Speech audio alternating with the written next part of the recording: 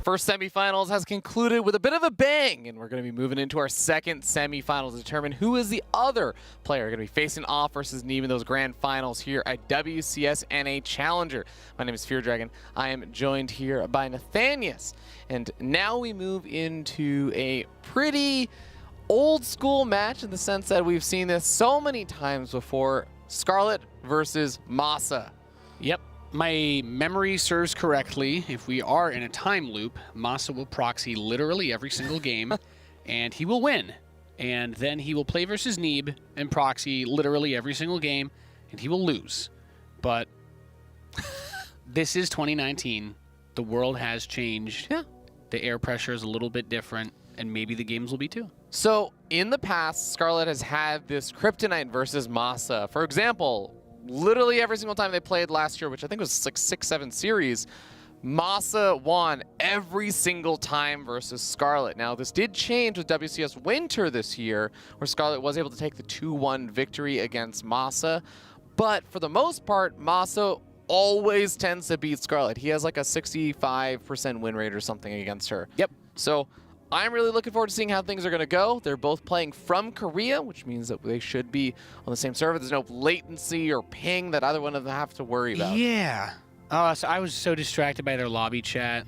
These two They are banters. memers. They There are was memers. Scarlett did the. There's so many emojis in StarCraft now. She did the probe, pylon, and then a bunch of cannons. And then MaSa responded in kind, and then the follow-up was a bunch of Protoss logos. And he's like they're multiplying, and she says it's a Korean tournament. To which point I can't help but laugh at the irony of that based on this last week. Anyway, we're loaded into the top left of Acropolis. We have the red Terran player. He is MaSa.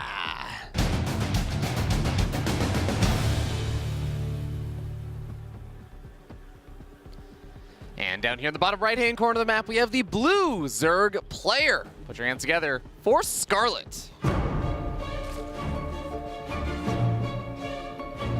Scarlett's pretty cool. Team newbie. How old were you when you found out? What was your life like when you found out about like internet language, like noobs and stuff? I think it might have been 2010, 2011, something like that. Nice. Yeah. I don't think my life changed that much. When I was 8, my dad remarried, and she was from St. Petersburg, Russia, spoke English, but didn't know anything about computers and whatnot. Saw me playing Diablo. Someone called me a noob, and I got banned from playing on the internet because she didn't know what it meant. Because there were all these like weird new language words, and she asked me, and I'm like, I actually don't know what NOOB means because I'm 8 years old playing Diablo. You are banned from the internet until you tell me what that word means. Yeah. No. That's great. It's good times. Do want to note this was a CC first here from MaSa. So as much as he is a memester who likes to go for the cheeky all-ins, the proxies and everything, he is actually more of just a mind gamer. And that is the reason why he always tends to have this amazing win record versus Scarlett. He gets in her head. Scarlett is a very cerebral player that thinks a lot about the game. So MaSa kind of uses that against her. And to be able to do some things like the CC first and everything is always really nice. Yeah, I mean, this is just one of those maps where you have a pretty good area to defend, and there's not a straight ramp that leads into the natural, like on Cyber Forest, for example. But the map itself is not one that I feel like we see a ton of cheese on, honestly. Like, this isn't that map in the pool. Yeah. So the SCV moves forward. It sees a pretty normal opening here from Scarlett. So MaSa's going to say, okay, don't have to worry about any early shenanigans right now. Factory's going to finish up. And just making that first Marine, making a couple of them, since this was a CC first. Actually, you know, I feel like when I don't see CC first that often these days. And when I do see it, I feel like it's usually, oh my God, I was going to say, it's usually multiple barracks, but this is a good reason to not build multiple barracks. Oh, I'm pogging. I'm pogging right now. I was going to say that there's not really a scenario. I was going to say that I don't think he'll build his add-ons in front of his natural wall. So maybe something weird was going to happen. Now he's taking the third gas, and I think we're going to see maybe the fourth. The double-double, baby. Okay, so it's not just an order at in and out. The Overlord not only doesn't see the starboard, it's definitely, even if it spots out that one, I don't know if that would be enough to reveal that there's a second starport, right? No, I mean, maybe the lack of add-ons? This should be obvious. The lack of add-ons Yeah. makes this very, very, very, very clear what it is. Okay. There is no scenario where a Terran player is going to not build add-ons on a barracks and factory and just build one starport. Like, no. Scarlett? You can afford to do all of that without it. So I guess it's there was no immediate fusion core, which disappointing. So I guess it's just going to be a big Banshee play, hyperflight rotors. Yep. Makes sense, and we'll see Cloak when he can afford it. Yeah, still going to be lacking the gas for that, but we'll eventually get up there with just the 3 gas geysers for now. There is the reactor on the outside. The Marines will protect that reactor from at least a small number of Zerglings, and Scarlett is just going as ham on drones as possible. Yeah, well, the counter to this build is you just keep building queens and you keep building drones, and that's really it. As long as you keep building queens and you keep building drones, and you have some awareness, you should be good. No Cloak coming out for those Banshees. Has kept spending his gas, I mean, reasonably so, on a bunch of other add-ons and stuff, like reactors and everything. But there is, okay, finally, Cloak. It is going to be coming a good bit later on than the Banshees are actually going to be moving across the map, though. Yeah, I like builds like this. This is, you know, for I've done a good bit of ragging on Banshee builds this weekend, but I do think this is the one strategy where Banshees are still really, really good to see. If you can get them up in those high counts, 4 Banshees, 2-shot a queen. So you need to be really, really on point with your transfuse. If you can get to 8, right, you're going to be one-shotting at that point, but those magic numbers are also going to kill like spore crawlers and like 3 or 4 volleys as well. So if the queens are not there, if you're able to get into a good spot, you can blast through pretty much anything. And Aspire really shuts this down, but it's not necessary to rush to it. I think about it a little bit like the way that you deal with Phoenix builds, right? You just build drones and you build queens. If the Banshees come in and snipe a few drones, it doesn't matter because you overbuilt them anyway. She's already at 70 workers. Yep.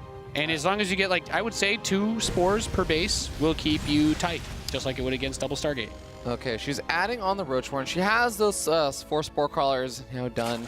And the Banshees, technically, the area or the exact place that they're coming in from has not been scouted because the Hellions did clear the pathway, but here come those 4 Banshees. They're going to be moving in, 2-shotting those queens like you said, but as one of the Banshees goes down. Denial on Infestation Pit would be gnarly. I don't think there's an Overseer here. Range, yeah. There's no Overseer. I would get the Infestation Pit because Scarlett is going to go. Now. I can see Scarlett going straight to Hive. There was an opportunity for I mean, obviously Ling's on the other side of the map, actually trying to poke in at that wall. It does look like MaSa has a depot up and already has those Hellions ready to block things off.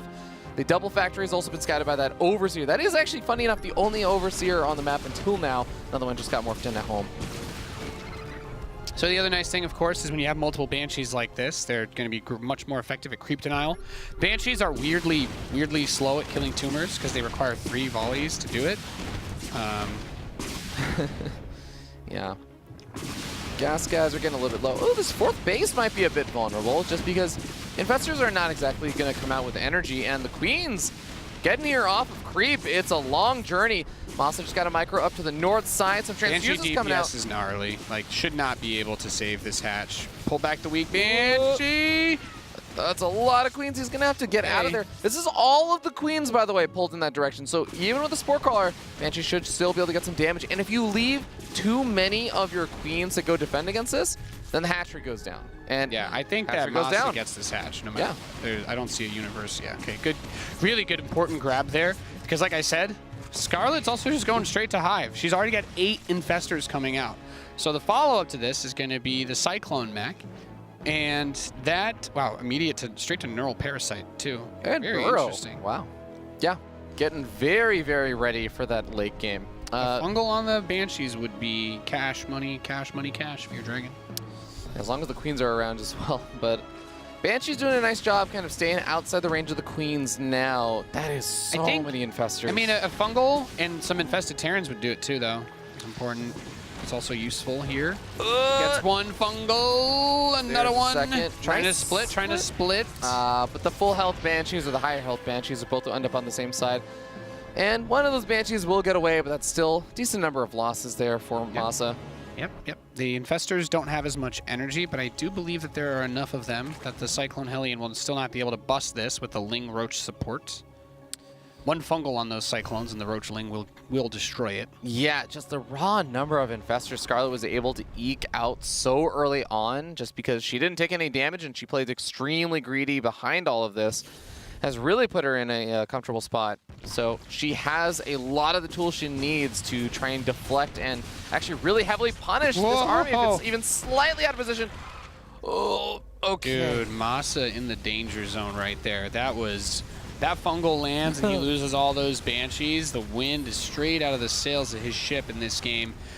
Still some Cyclone pressure coming up onto this base. Vipers are coming out. We have a Spire building, 1-1 for vehicles coming in it as well. Yeah, and MaSa is doing this in an interesting way because he actually skyrocketed to 82 SCVs, which we generally say is way more than any Terran player ever needs. In fact, he is like well over saturation to the point where some of those SCVs aren't actually doing anything. But ooh. The Viper does not quite have enough energy to throw out that parasitic bomb, so there's the fungal growth on the Hellion Cyclone composition, and basically all those units just die. That is, like you said, taking a massive wind out of the sails of MaSa right there. But this is really nice. He's sniped off almost every single queen. Being this active with the Banshees is awesome because that Overseer is not always going to be following.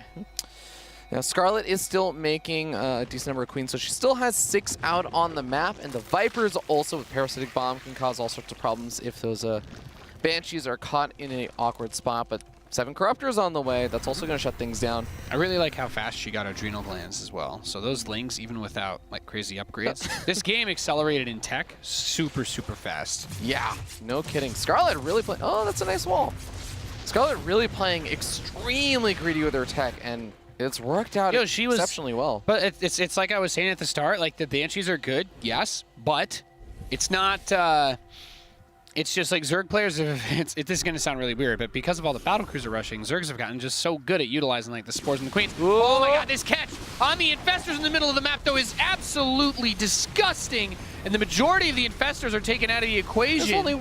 I don't even know if there's one left actually. There's exactly one infestor, no, 2 infestors left now. Close. You're right. There's very few. Amazing. Very few infestors. So that was sick. And a lot of the Banshees still survived. Yeah. Well, that's the fun thing, right? Is the Corruptors can't get them, and you don't want to build Mutalisks, but Mutalisks are the only unit that can actually catch Speed Banshees for Zerg. And even if you do have the Mutas, that's when the Banshees actually get to use something like, whoa, he's gonna get 2 more. Fungo, but Parasitic Bomb's the weakest one, so the rest of them just pull away. Yep, could actually repair those up, but I guess he wants to keep the momentum going. Professional Terrans repairing their mechanical units, Fear Dragon. We do have a second Spire on the way for those double upgrades, and Scarlett still has a healthy worker count. Stepping off the Ravager there is nice, and hey, there's no more fungal growth so you have to worry about MaSa, so he's going to continue to poke in over here, try and get a bunch of these units picked off. Removing the infestors from the field of play was the sickest catch of all time. Locks onto a Viper. Huge momentum swing for MaSa. Nothing can actually stop this army he has. The infestors with fungal were like the biggest thing. Vipers are out of energy. They can't even pull any more of these Cyclones for a little bit. There are more infestors now, but I don't know if there's enough to kill everything here. He's going to be able to get a pretty decent wraparound on a lot of these units. MaSa's starting to spread out his units so these fungals are not quite catching quite as much. The Banshee's also going to end up falling over here, and MaSa is getting forced back. Okay, that's good grab there. Those Zerglings, by the way, deceptively strong because, as we mentioned, this game accelerated in tech crazy fast. They've already got Adrenal Glands, so they're very, very strong. Banshee's poking the hatch on the south side. And Corruptors are here, but the Overseers are not, although the Banshee's about to run out of energy anyways. Yep. So one will go down. But the hatchery still finishes at very low hit points, and there's not a lot of creep spread in front of it either. So big opportunities here for MaSa to move in later on, whether it be with more Banshees or, as we're about to find out, Cyclones. Yep, sticking really hard to this, and needs to be really cautious because this style can fall apart very, very quickly against Broodlords. Cyclones are not good at pushing through Broodlings. They're just not, and we've seen many times in this WCS Challenger for NA and Europe, Terran players who go Cyclone mech trying to force their way with like Vikings and Cyclones and Hellions. Those are some of the 3 most expensive units in the game per hit point because of how low health they are, and they just don't hold up against fungal growth, parasitic bomb, and corruptors all at once. And Scarlett showing her distaste for the Banshees right now by throwing a little corruption on that. Corruption, good unit.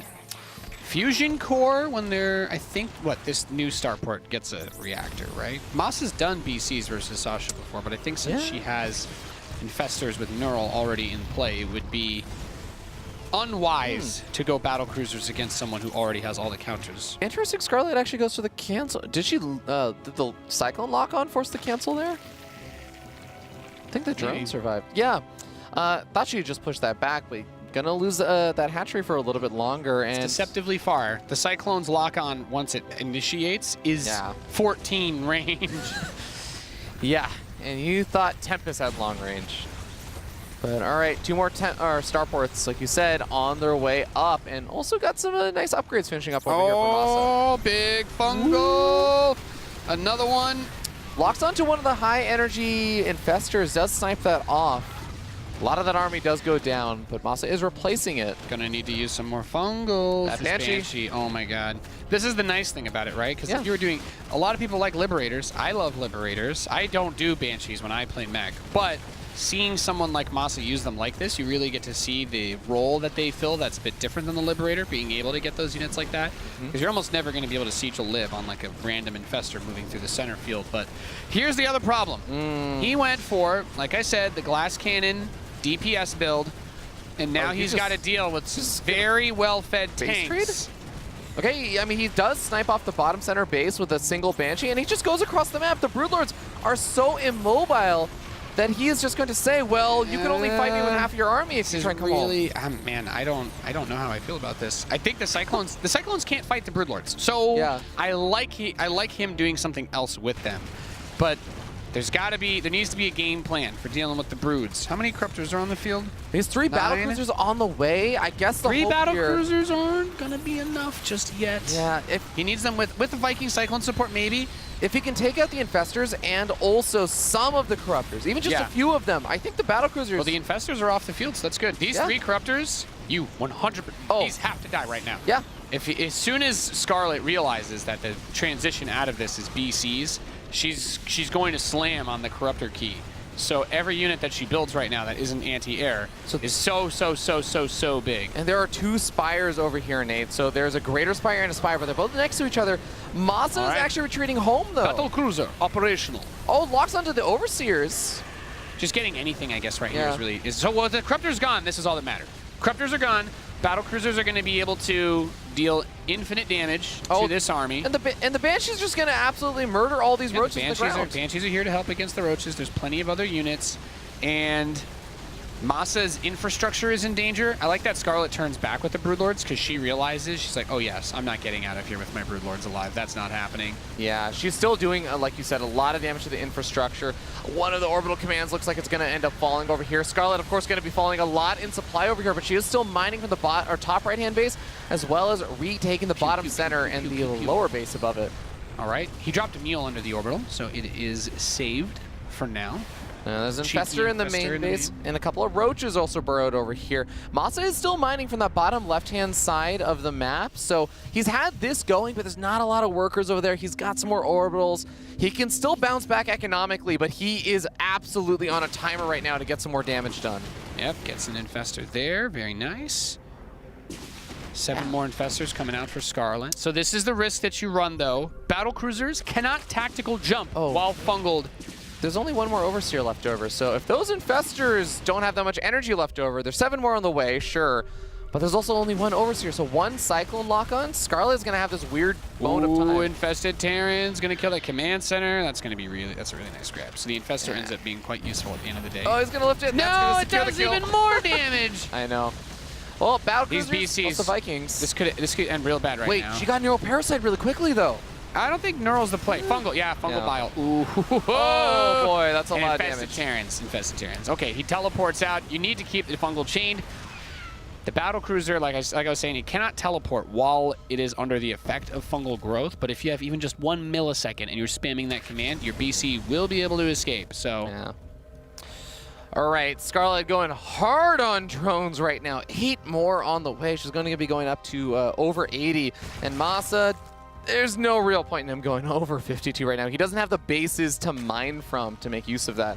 So he's got to get something done, but he just lost his main force. And this is looking I think the bigger very problem grim. is he actually just can't build anything. And he needs to build depots.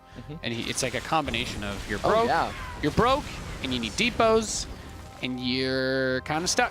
The battle cruisers, they generate theoretically like an infinite value with they could, fly in, Yamato, teleport out. Did he ever get Yamato? No. Okay, so without Yamato cannon, the BCs they're good, but these need to be babysat, right? This is your extremely precious, valuable unit that cannot function on its own. If it just moves out to just try and fight in one fungal, if Sasha can chain them at all, Battlecruiser is dead, 100%. Yeah, I also want to note that Scarlett, during all of these fights, has been able to get up carapace upgrades for both her air army and even a little bit for her ground army, which helps out, of course, versus Battlecruisers, as we've talked about so many times, but even does help out versus those Banshees. The Banshees have multiple attacks associated with them, so the armor upgrades do apply multiple times. Yep, okay, there's a weapon refit upgrade starting, so we will see Yamato. I don't think... I'm glad that MaSa's not trying to build more BCs. That's all I'm going to say, because I think Battlecruisers are going to be most useful when... Like, they're not bad against the Ravagers, but the Banshees are better right now, just because the Infestors are too good against the BCs in a straight up... I'd like to see MaSa try and, like, run the BCs around the edge of the map. The north side is a little bit open. Yeah, there's not a lot of creep there, so you could actually squeeze that in and maybe go undetected. That's so... The speed of that, by the way, like, MaSa scans and kills it, but the speed for Scarlett to cancel the hatch that fast and burrow the drone without losing it is... Oh, sick, yeah. Scarlett has really sick reaction time. All right, Scarlett going to retake that top right-hand base. Her economy is just so much better. You can see that mineral bank that she's been building, and she has such a gas-heavy army as well with all those infestors. Yamato cannon, it's getting close to finishing up, so that's that infinite value we're talking about that we're going to be seeing soon. And I love this. The Banshee's finding more of these infestors. They could pick off the Ravagers. That would be so big. Okay. Dodges out of the way of almost every single one of those corrosive biles, but finally Scarlett Neuroparasites and locks it down. One way to generate value. Yeah. Well, one Banshee's still alive, and it's going to get bungled. This command center's going to die, too. If he tries to lift that off, the infested Terrans with their rocket launchers will go to work. Well, there's still some battlecruisers, or sorry, broodlords left over. Yeah. Yep. So we got a few of those to deal with. Actually, the biles have already kind of gotten it done. I think you throw out 1 or 2 infesteds. Okay, we'll do that for good measure. There you go. Yeah. Make sure that command center dies. It's actually going to supply block MaSa, but hey, finds the rest of the infestors of these Banshees. Cool, you fungled them. You need to do a little more, and there's a Neuroparasite on one of them. Actually, that's a fun little fact there. If you Neuroparasite a Banshee when it's cloaked and then you lose vision of it, you still actually control the Banshee. Yeah, but you have vision of it if it's your Banshee at that point. Yeah, that's what I mean. Yeah, that's so cool. you don't need the detection anymore. Yeah, right. All right. Some creep cleanup over here in the center of the map. MaSa has actually had an opportunity to start remaxing that army. Gonna lose one of his C-chunks over here, and I like that he does have +3 armor on the way. Still a bit of a ways from finishing, and it seems like there's gonna be a big fight soon. Defense is here, a little bit too strong on that part. Liberator gets held back. This nice. base snipe is really big. That's why I want to see the BCs. Okay, BCs are on the bottom side. This is really, really big. MaSa. Uh-oh. Spaghettios. Okay. There's the Neuroparasite. Goodbye, BCs. Everyone say goodbye. Everyone in chat, wave goodbye. There's the Yamato on She each should one of burn them. the teleport on the Zerg if she doesn't get to kill it in time. Okay, Oh, there we go. Yeah, okay. That's smart. For a moment, I thought that he expired and he got to teleport out, but there it is. If the Zerg shift queues a move command past the teleport, even when it loses control, the BC will not be locked when it's in its hologram form. That's nice. Man, the Neuroparasites versus these Banshees is a really, really nice adaptation. And she wasn't doing it in the first part of the game, so I think this is something she thought of doing this game. Yeah. No, the Infestors were, I believe she very deliberately intended to do this type of thing to deal with the Banshees at the start of the game when she just rushed to the Infestation Pit. And that's the thing, right? Like, endgame Zerg armies, one of the things people talk about right now, and Zergs have really found their stride with Infestors, because Infested Terrans blow everything in the air up. And Neural Parasite we've seen great use of, but they also just synergize really well with the Corruptors, the Parasitic Bombs, the Ravager Biles, as we've seen, have been gnarly. Oh boy, that's a lot of fungals and that's a lot of dead it. Vikings. Yeah, MaSa loses a huge chunk of his army right there and might be able to snap off a few more Infestors. No more lockdowns. I was waiting for Scarlett to try and like rally a bunch of Lings out. She has 7,000 minerals. I'm like, yeah, just throw a couple waves out. The one BC that lived.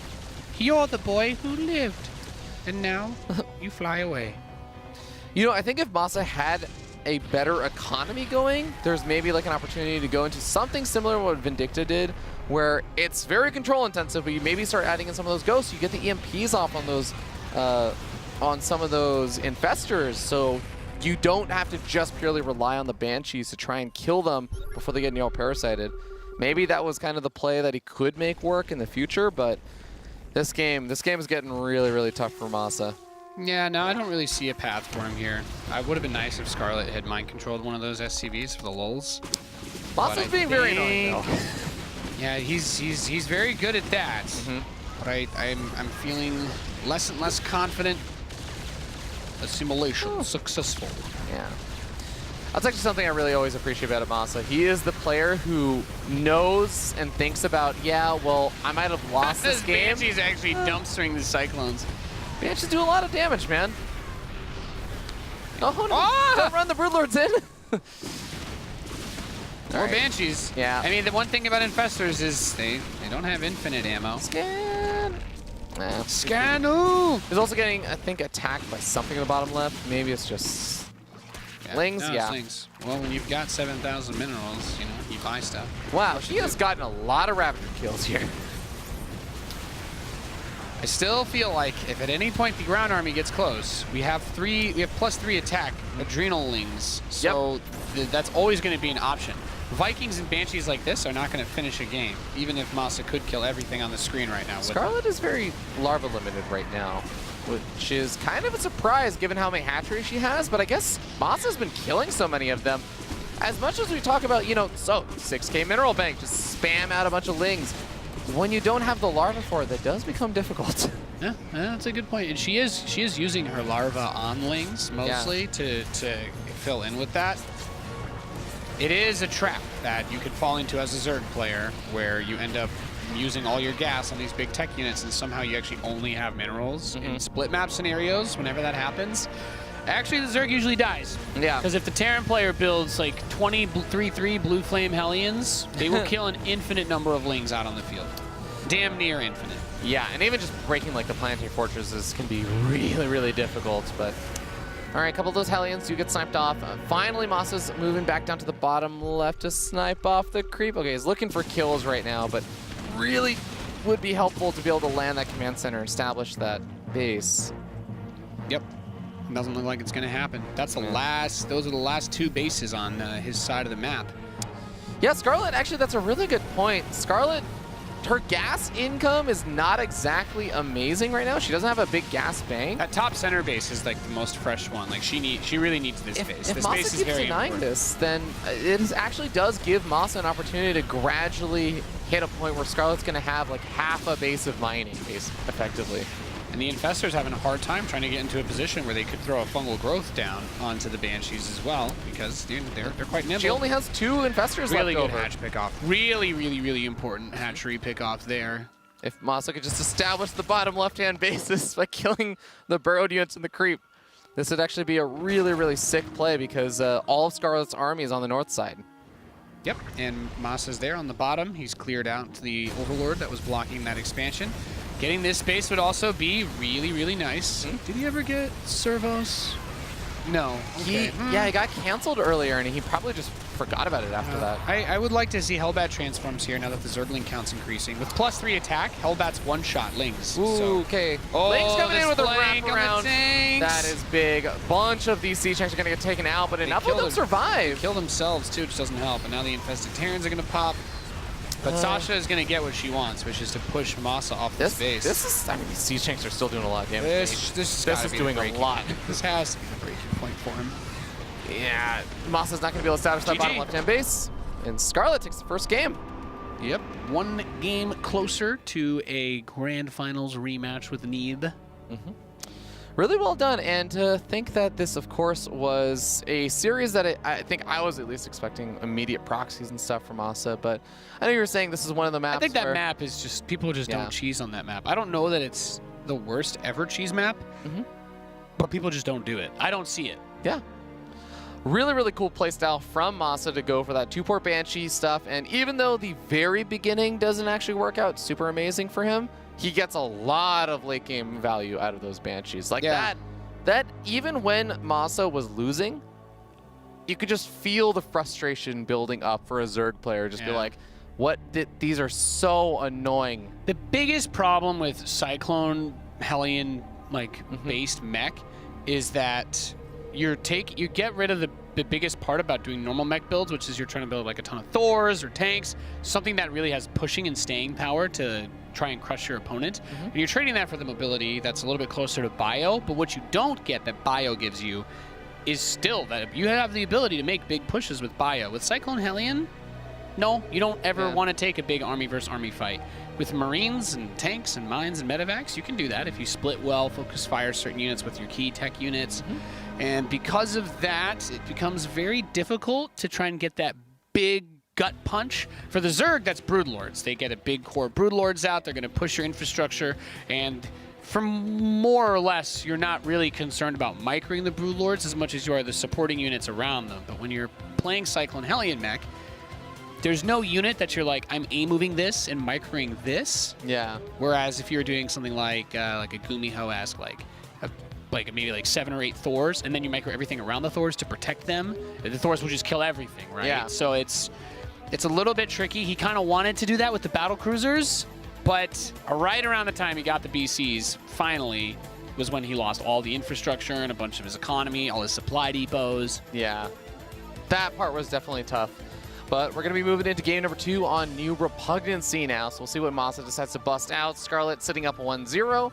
And maybe she'll set a new precedent that 2019 is the year that she always ends up beating MaSa. Perhaps. We'll have to see. Because that's already incorrect, though, because of the start of this year. No, the start of this year, Scarlett beat MaSa 2-1 in WCS Winter. And all of the series last year. But they played in... Well, did we do? We did it. Wasn't it in January? The Toronto thing? The WESG thing? That was in December. Was in December? It was last year. That was actually the last. I think that was the last Canada, or sorry, not the last Canada, the last 2018 match that these guys played. And MaSa won every match in 2018. I just remember that MaSa was like, someone told me battlecruisers got buffed, and then he spammed. That is actually the most MaSa thing that could possibly happen, because MaSa is the guy who has in the past, both to success and failure, said, well, I saw someone do this in GSL last night. It's like, oh, have you done it against an AI yet? It's like, no, I'm just gonna do it in this game. I'll do it in game 3. I'm good, bruh. I'm good. Yeah. Likes to do stuff on the fly, and oh yeah, he's gonna see. MaSa's Reapers coming out to play. MaSa known for some pretty good micro. In case that last game didn't impress you enough. This is the map. This is the map. Can you believe with how good people have gotten it with these builds against these builds? Like, if you told me that just for this one map, Reapers were going to be as they were, like when Legacy of the Void launched, I would say there's a 0% chance MaSa could lose. Like, that is how good people have gotten, because back then, Terrans did not win all the time with the build. Zergs hated playing against it because Reapers were really stupid back then. I hated playing against it in TvT. But it's funny to see that, like, back then, it was somewhat manageable. And at this point, people are still so good with Reapers that this build is seen as, like, it's a somewhat manageable, even with how much worse Reapers are. Which, to wrap up my point, is just, it's awesome to see how good people have gotten with these units over the years. Because the Reaper was just so different prior to Legacy of the Void. Oh, 100%. And I mean, we've seen people, I guess, carry over some of that skill that they developed from doing this build over and over and over again into this day and age. I mean, Future's Reaper micro from earlier today actually comes back to mind with how well he was doing. But Here we go. First Reaper showing its face. That's not usually the reveal point for the Zerg player. It's the second Reaper timing that suddenly Scarlett will go, ah! And her Overlord. Oh no, so she's already seen this. Yeah. She knows what she's in for. Okay. The best way to deal with this is to get like an early Ling surround where you can like deny momentum. And if anybody is known in NA for their amazing Ling micro, it is Scarlett. Or No Regret. Or No Regret, yeah. Well, he has a shoe to eat before I give him any compliments. So. Yeah, he kind of stepped into that one. Well, the Reapers are going to be diving straight in toward that drone line, getting a bit of chip damage done. The Queen's going to get pushed off of creep. Reaper's still sitting pretty healthy for the most part. He hasn't lost any, which is the big, important thing here. Do not lose any of the Reapers, because as they grow in number, they grow in power. Yeah, Reapers scale really well, and I'm fully expecting, now that the command center started, oh, that one Reaper lost, not so great. I'm fully expecting an engineering bay and maybe like 2 more racks, because that is how MaSa likes to roll. And that +1 is really, really sick for the Reapers. But with some of them injured, I was going to say, Scarlett had maybe a little opportunity. There's no cliffs over there. Yeah, only 10 Lings, though, and there are 7 Reapers, so it's a little bit dangerous to try and jump in on that. The Queen's trying to find an opportunity to get some more creep spread going, to send out these Queens a little bit further, so eventually Scarlett can take a safe third base. That's really good. She catches Reinforcement Reaper. Ooh, yeah.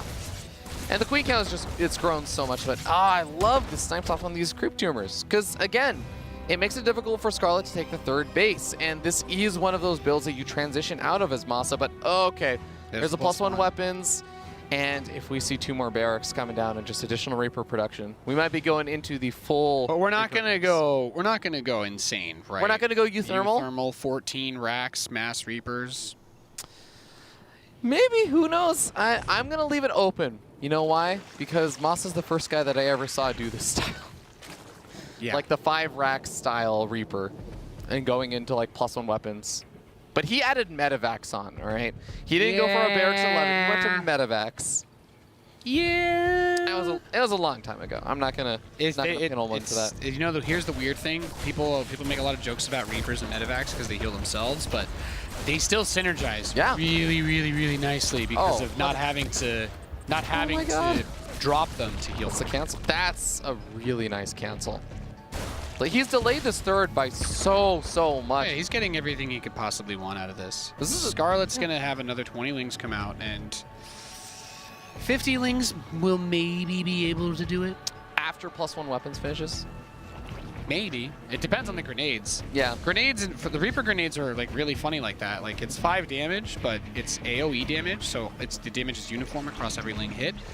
And it stacks. So theoretically, if you throw them all down and the Zerg missteps onto the center mass, they could lose every Zergling that is on top of them, because you've got like 10 Reapers, but that's suddenly 50 damage AoE, which is enough to kill a bunch of Lings. All right, well, this number of Reapers is enough to kill some of these Queens if they are off on their own, but some nice transfuses do manage to save those. I want to note, MaSa's only lost 2 Reapers so far. That's pretty solid, but Scarlett has also only lost 8 Zerglings. That's actually a lot less than I thought Scarlett had lost. Yeah, I think the third denial is probably the biggest thing to take away from this. Yeah. But I'd like to see MaSa start another command center and try to deny this base one more time. If he can get another cancel on this expansion, that would be like cash, money, cash, money, cash. But the Reapers are going to go for it. Zerglings getting around them, but he's carved a way out. And yeah, GG, MaSa does it, ties the series. I was going to say that was Scarlett's one opportunity to try and surround him, but the way that he like... Can someone please, before too much time passes, clip that, go rewatch that, and go rewatch how he was grenading? Yeah, I want to see how, I want to like get another look at that, how he got out at that was last second. done. That was really, really good. Yeah. Wow, because we've seen that this is how the Zerg deals with it. It helps that part of where he was wedged against was a wall. It wasn't a full surround. Yeah. But then he carved a way out. I don't know if he was specifically clicking on those Lings with his Reapers or whatever, but to claw your way out just through that north side is all you have to do is let the Reapers start to get away from the Lings, and they can't just all attack at once. And that's when Scarlett immediately taps out because she knows she was about to lose every Zergling And then there were going to be 30 Reapers with +1 attack that would kill everything. She was dead, 100%. I cannot emphasize how expertly done that last engagement looks, or was from MaSa, because a lot of people can look at that kind of game or that engagement and kind of like, oh, okay, whatever, you threw out some grenades. No. In those kind of high stress situations where it's like, oh, I'm surrounded, most people kind of go, oh, well, I'm screwed. Blah, blah, blah, like, okay, let's just throw out grenades and see what happens. But to be able to carve out that area, like you're saying, that's really, really expert precision in a really high-stress situation. I would love to rewatch the clip. Someone please make sure you clip that so I can go rewatch that easily. Yeah, that's a sick play. That was really well done. Well, it's tied up 1-1. Yeah, MaSa able to, I guess, and that's suddenly down to a best-of-3. And that was just all off the back of course, Scarlett didn't like cut a ton of corners and be like, all right, like I kind of just lost because I didn't see this coming or anything. She scouted it out with the Overlord, like you were saying. MaSa just does a really good job with the control there. Yeah. Exciting, refreshing. I wonder if we'll see another build like that again on the maps that are left. But Kairos is the next map. Yeah, Kairos is next. Kairos is the proxy marine map. That's the map where people proxy barracks marines. Not a lot of space for the Reapers to hop up into the main or anything, so you usually don't see that. Yeah, there's a little lip on the main ramp, but for the Zerg, that's like that's it. That's the point that you defend. Yeah. You're usually Gucci. All right, so game number 3 getting loaded on up. Remember that the winner of this is going to go on to face off versus Neeb.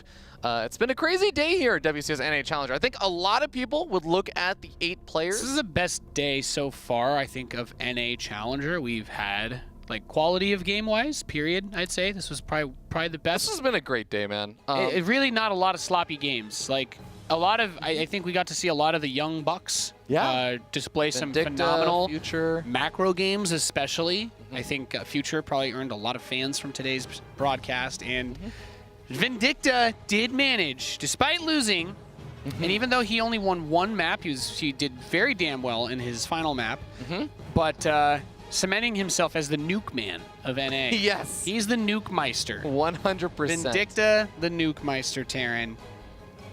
Somehow managed to force nukes in almost every single game he played in Challenger this season. I absolutely love it. And it's really cool because the funny thing is, you look at the 3 players remaining now, it's Neeb, MaSa, Scarlett.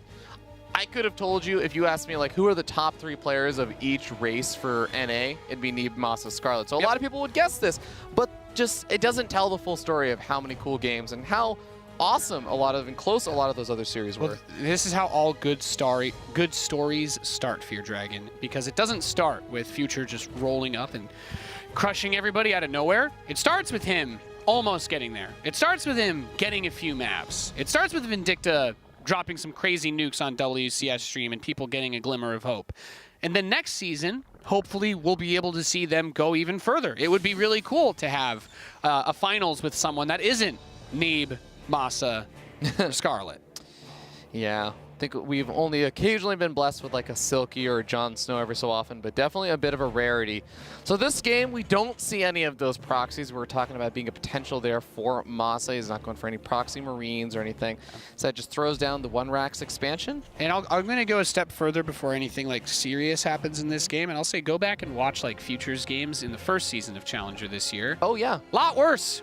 And I'm saying that because I intend to compliment him on the improvements that he's made. So seeing that from these players as time goes by is great. Oh, is Scarlett going to do her meme thing with +1 lings early on? Bane Bust? I'm looking forward to it. Pog. All right. But yeah, I'm actually totally with you on that. And I think Future is actually with you on that as well. He has struggled in WCS, even though he's been able to perform in things like Cheesadelphia. So this is a really, really, I mean, just getting top 4 today was a huge thing for him. He was really head over heels about it. He's got and the other thing is, I don't know if he's at this level yet, but he has the opportunity to really rock some socks off in Kiev. Yeah. Okay, there's that +1 melee coming up, and just to note, this is once again one of these maps where getting the Reaper into Scout is a lot harder. You can already see the Queen is making sure that Reaper cannot just jump in through that little lip you were talking about, and MaSa already knows that there's going to be a Queen there, so he doesn't even bother going up that way. Okay, well, sniping off a couple of Zerglings here is not bad, but this is still kind of what Scarlett wants for the most part, is that not too many Zerglings die, and the main base doesn't get scouted. Yeah, nicely done. Nicely done so far. Oh, the tense moments when the Reaper hit points get low. If only StarCraft could copy all these other popular games and just put jam all over your screen when you're controlling one unit and it gets really low on hit points for your dragon. with the regen that all the other games have. Oh Lord. That's I need more realism. Maybe we can get Immortals some health regen or something. You know, just give all the units health regen. If you think about it, people do get better over time after injuries, right? Unless it's a very severe injury. Yeah. I guess it's possible that the Reaper could get like an infection from just like, well, I kind of got cut open on creep. There's some bacteria here. Wouldn't that be great? Every single time the Reaper, I want to be exposed to. The Reaper regens its hit points, but it actually has a lower health total after it regens. Yeah. It's like, well, Loses guys, combat drugs heal you, but don't do too many. Baneling Nest is coming in. I've got my eyes on that because this +1 melee build, we've seen Scarlett bust this out in GSL. I remember, and then there was that whole thing where we all found out that No Regret's actually a StarCraft mafioso who pieces together assassination builds in StarCraft. Oh, the Hellions, they don't catch wind of the Zerglings making their way through the south side of that ramp, so they're sneaking around. It's gonna happen. Look at MaSa's wall. It is not gonna be complete. Okay, there's this last supply. Doesn't matter if it's complete, though. She's gonna bust it with Banes, and the Zerglings are going to destroy everything. Like, even Marauders, which we talk about being thick boys, well, with +1 melee, the Zerglings are going to rip them to pieces. Oh, no, MaSa. He has a bunch of units loaded up in the medevac. He needs everything over here. Bane. He actually catches some of the reinforcements, I guess. Banelings. Okay, the wall is open. I think you kind of want to save them for the ramp now, but yeah, okay, she's going to run straight there. Ooh. That's a bit unfortunate, but denying the natural, I think, still gets the job done since she's on 3 bases. Yeah. And that Marauder, not going to have a good time trying to kill Lings. No. And MaSa's supply block, so this is not actually any more units coming out. Okay. I think you got to be careful because even this few Lings can still do so much in that main mineral line since they have the +1. Okay, he's starting to pull his Hellions over, but he loses another 4 workers. That definitely hurts. If he had like a 3rd CC or something behind this, hey, you know, you can bounce back from that. But Scarlett, with the number of Lings that she has on the map right now, I think what she does is, and rightfully so, she got a few drones, but just drone like crazy. And you should be okay with defending this, since the Hellions will probably want to transform, and then, yeah, you just make some Banelings, and the Lings will do the rest. The double CC there from MaSa is an interesting play. She's going to backstab again. Sorry to interrupt, but she's about to backstab him one more time. The wall! Didn't have the depot there in time. Right-click on that command center. Or go for the main, I don't know. Your choice, your life. I can't tell you what to do. The funny thing is there is a 4th command center on the way, so I kind of like that she could just go for the main, but she's actually pulling back the Lings to help deal with this attack because I think she knows as long as she defends here, MaSa ain't got nothing back at home. It's just so nice when you get that early upgrade because it's so much easier than in any normal game when you're like, oh my god, I'm going to barely kill the unit. No, you don't barely kill the unit. You just kill it because your Lings have +1 and they're good. Hellbats would be kind of useful now, so if that armory dies, that's big. All right, well, MaSa is going to lose another one of these Hellbats over here. He's lost everything on the other side of the map and is sitting down at less than half the supply. Armory will die as well. Ladies and gentlemen, I think this is one of those times that we kind of look at this and say... What would In Control say if we wanted to make people upset? G-unit? Something like that? Something along those lines. Yeah. MaSa's going to try and give it a little bit more of an effort because I think this is something he just likes to do. Be annoying because if you make a miracle happen. He's still rebuilding the 4th command center too. Yeah. Yeah, exactly. But he realizes that he's kind of dead without doing something insane at this point. Oh, he is dead absolutely. if he doesn't do something insane. Yeah, and I think for him, if he even makes this game close, it's going to annoy Scarlett, and that will make it a little bit easier. I think he's probably just tilting Scarlett right now because she's like, dude, just leave. It's over. Yeah. It is over. 100% actually. Spoiler alert. GG. Scarlett wins. 2-1. Nice. And she's got one more map to win if she wants to get to the grand finals. Indeed. But she's getting there. She's getting closer and closer to I love that build. victory. I love seeing that build work. That +1 melee. As a guy that loves to build Hellions, I don't play too many Zergs that do it, But when you get caught off guard, even if you're not, like, I don't all in, but I'll have like 8 Hellions on the map, and I'm like, yeah, life's good, whatever. Oh, there's Lings. Yeah, I'll fight them. But then they get that surround, and suddenly your Hellions die like really fast. And you're like, oh my god. Oh my god, what's happening? And then the Banelings blow up your wall, and you're like, I'm dead. And you click on one of those Lings, and you see that +1, you're like, yeah, definitely a frustrating moment there. But yeah, like you said, MaSa getting caught off guard. The medevac was loading and sending units across the map with the Lings and the Banelings coming on in. Even though he actually did handle most of the follow-up Banelings pretty well, it was just Lings left over. Nothing really broke through the main base ramp, which I think Scarlett was trying to go for. MaSa just didn't have enough back at home to actually defend. And also being supply blocked for, I think, a solid 2.5 minutes there. That also hurt a little bit. More than a little bit. More than a little More than a little bit. Yeah. And it's just the 4th command center, but you can't establish your natural is such a MaSa thing, such a Terran thing. I do that. If I get knocked back, I'm like, you know what? Like, I'm going to build this command center, and I'm going to put a planetary where my 3rd should be because I already have 3 orbitals. I'm like, because I need to take that base right now or I'm dead, right? So I need to lock it down. But I like it from Scarlett. Scarlett did a really good job that game, and she's got the momentum now. Absolutely. Well, we're going to be heading into our next map, Cyber Forest. Definitely one of the shorter rush distances on this map.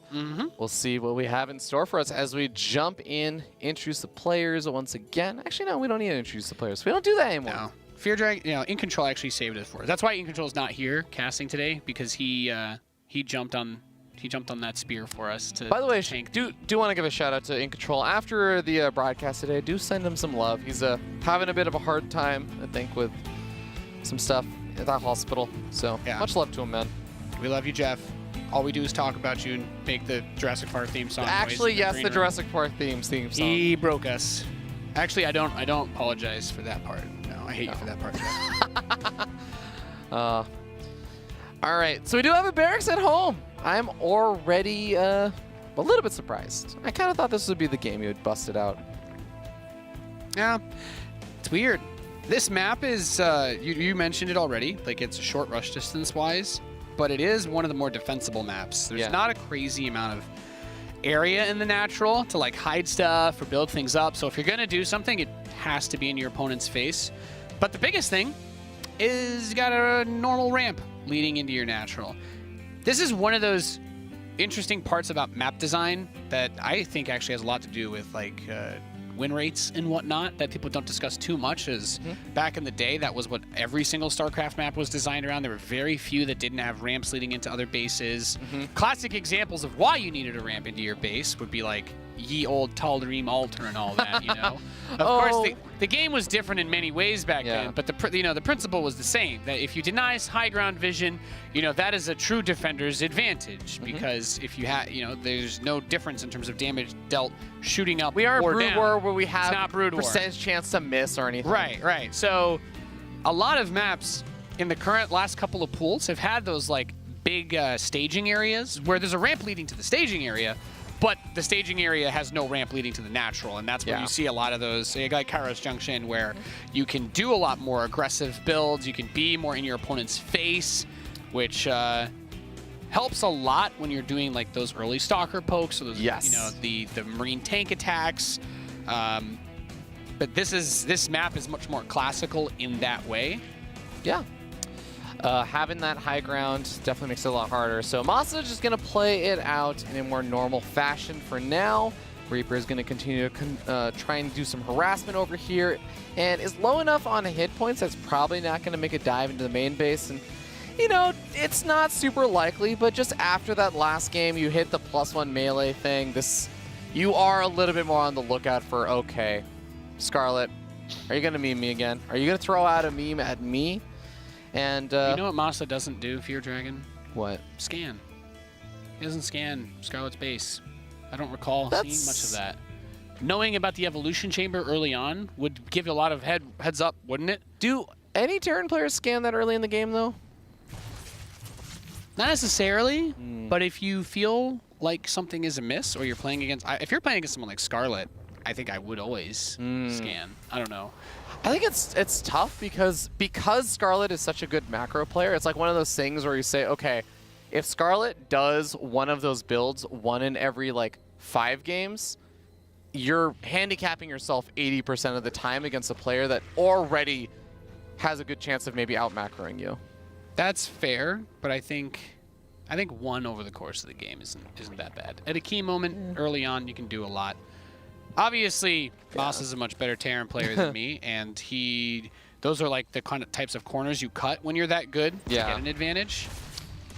Yeah, but he's going to double starport again, by the way. So I guess we're probably going to see Banshees because he would have already started a fusion core. This we were makes going me down so that road. happy. And that Viking is actually going to be able to push back the Overlord. Yeah, but did the Overlord see that gas in the natural? Yeah, I think that already says it again, honestly. She is okay. Yeah, sees the gas in the natural, and there is a reactor on that factory this time when the Overlord moves in. Yeah, that's a little bit different because of the wall last time. It's just from a Terran perspective, there are no builds that you do where you take a fast gas in your natural versus Zerg. There is no build where you get your natural gas before third command center, and the gas would never be that fast even with a fast third command center.